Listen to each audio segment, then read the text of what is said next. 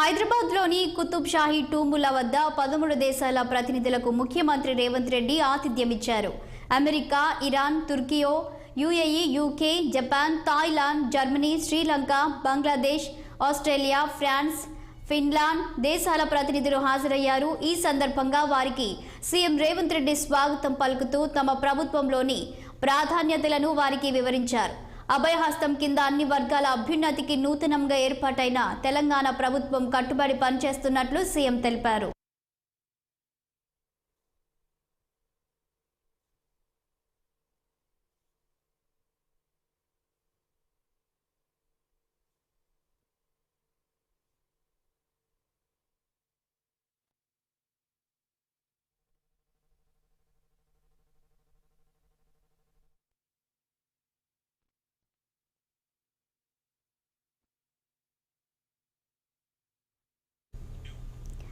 స్వాతంత్ర్య సమర యోధులని స్ఫూర్తిగా తీసుకొని సమానత్వం, పారదర్శకత్వంతో కాంగ్రెస్ ప్రభుత్వం పనిచేస్తున్నట్లు వెల్లడించారు.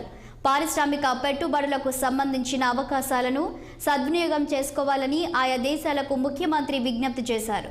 అన్ని దేశాలలో సత్సంబంధాలు కొనసాగించడానికి తమ ప్రభుత్వం చిత్తశుద్ధితో ప్రయత్నిస్తుందని తెలిపారు. ఈ కార్యక్రమంలో డిప్యూటీ సీఎం భట్టి విక్రమార్క, మంత్రులు దామోదర రాజ నరసింహ, శ్రీధర్ బాబు, ప్రభుత్వ ప్రధాన కార్యదర్శి శాంతి కుమారితో పాటు పలువురు నాయకులు, అధికారులు పాల్గొన్నారు.